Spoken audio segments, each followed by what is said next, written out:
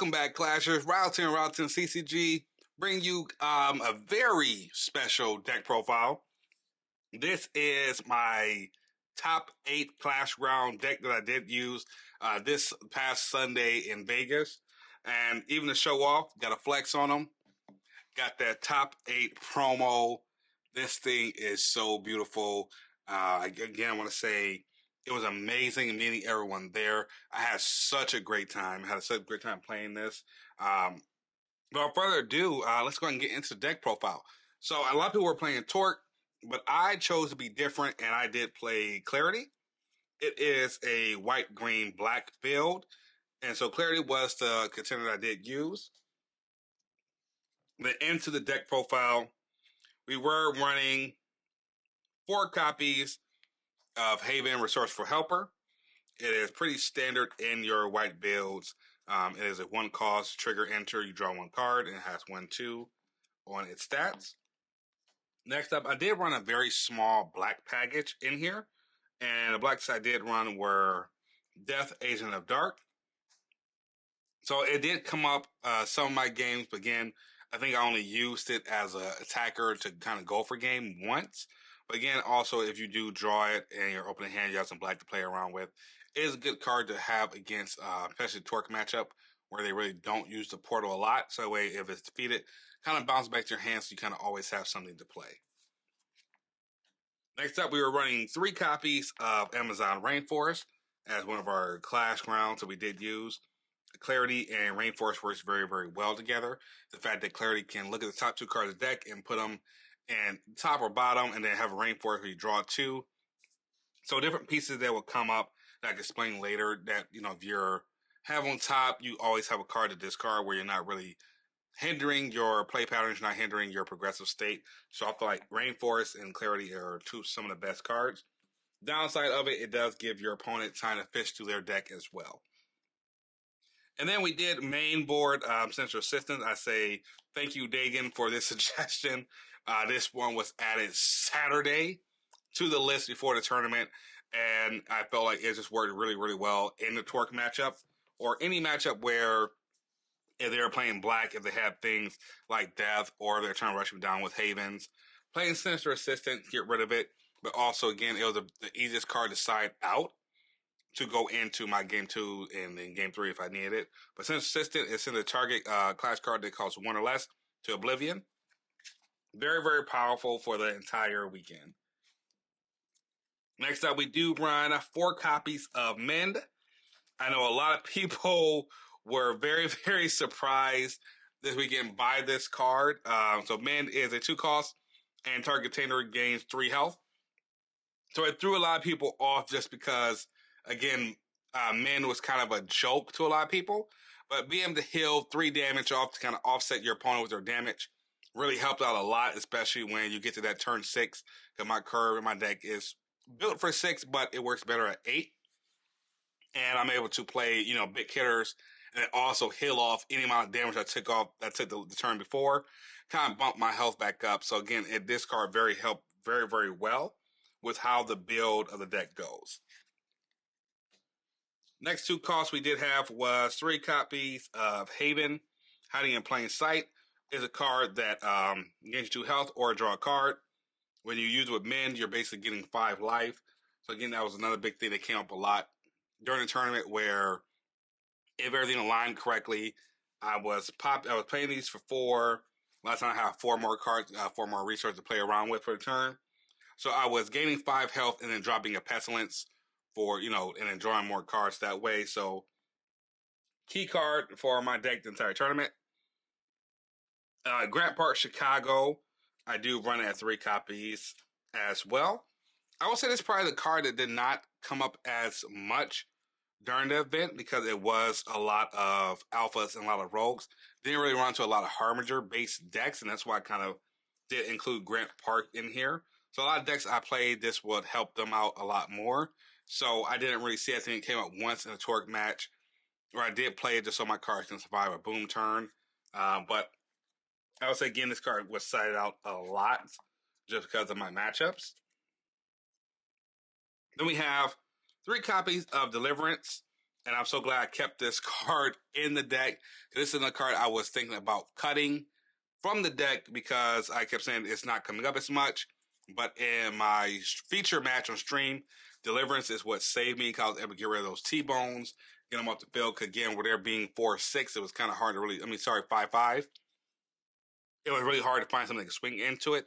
So Deliverance really helped out again. So again, it came up right when I needed it. Next up, I did run 4 copies of Pestilence Deviant Servant. I did see this pop up in a lot of builds over the weekend because it is a great card. If you're at 3, you draw a card, and if you have 3 cards in hand, you get to draw a card, and it gets +1, so it's basically a 4/4. And then it gets, it gets +1 attack for each card that is in your hand. You can only have 1 copy out, but I do like to run 4 because, again, I do want to get green resources.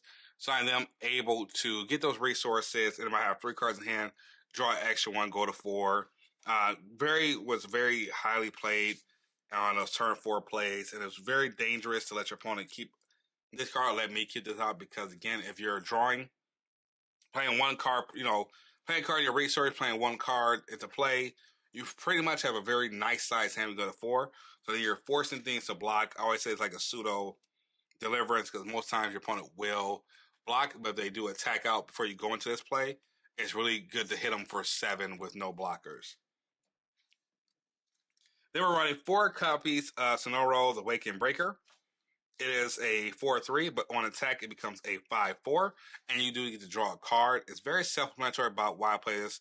It's an alternative card to play on turn 5. I don't have a land in hand, but I can swing in, draw a card, get to 5. But I think, again, I like this card in here, but it's something that I would change out if I do any other revisions to the deck because it just didn't come up as much.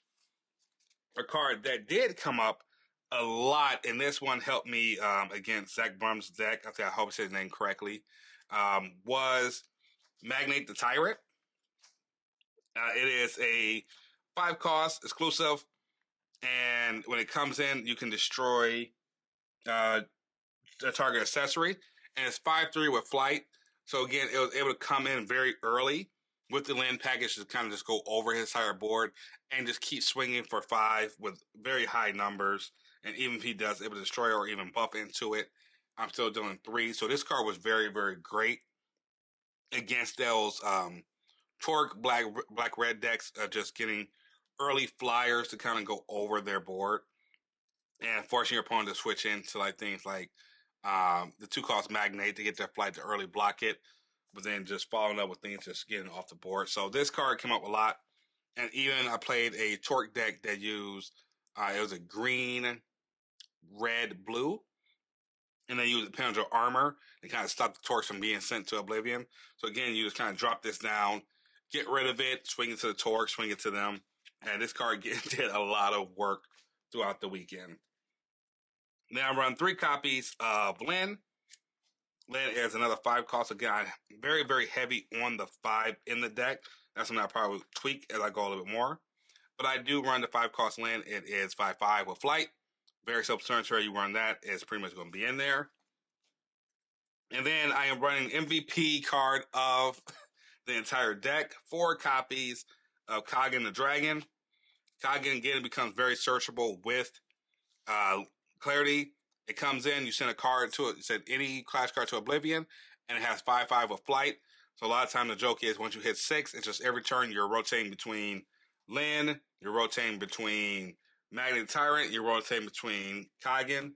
And again, once I get to 8, I'm able to play a Kagan, play a Haven, and play a Mend as well to kind of offset any damage to the turn before, which makes it harder for my opponent to actually deplete my health. And the last Clash card I do play is I do run Clarity, Harbinger of Death. It is a 6-cost. When it enters, my opponent will send 1 card that they control to Oblivion. And then once I do that, I am then able to either gain 2 health and or look at the top 2 cards in my deck and draw 1.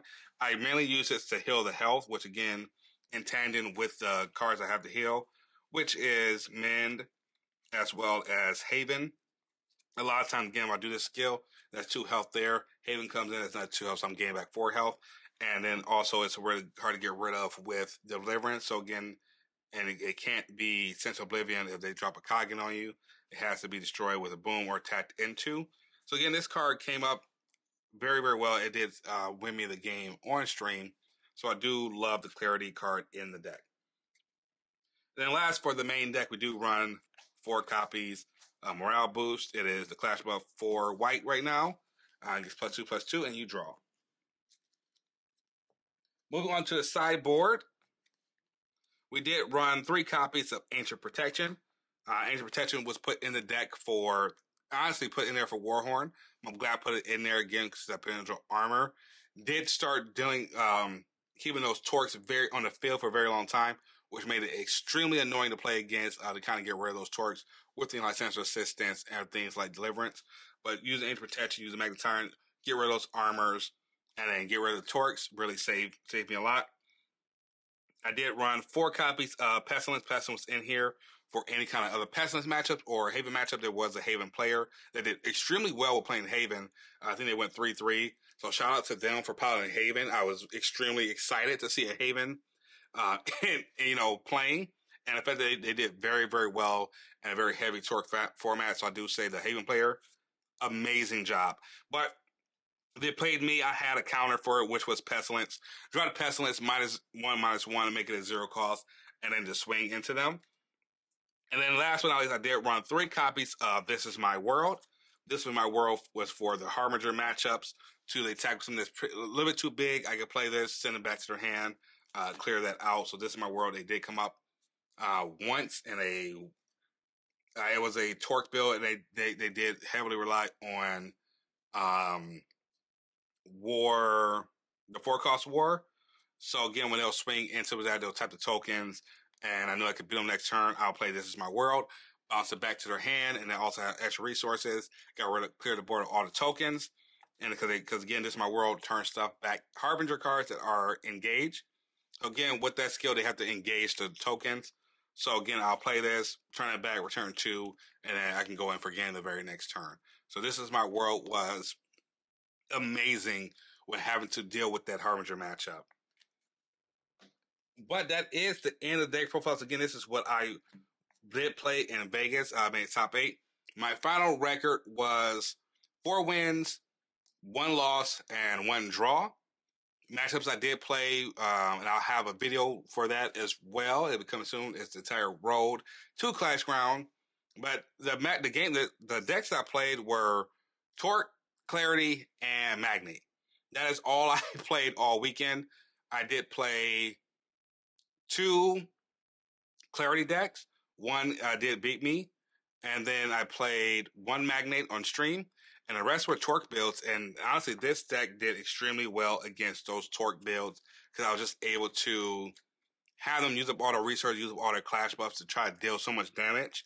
And then when you're going in and they're dealing damage and you're just using Haven to offset that damage, and they wasted their Clash buffs to get rid of your small cards. And then when you start dropping Lens and Magnates on them, they can't keep up anymore because they burn through the resources. I know one guy I did play, shout out to them, they used all 4 Clash buffs before turn 5 by just trying to get rid of my cards.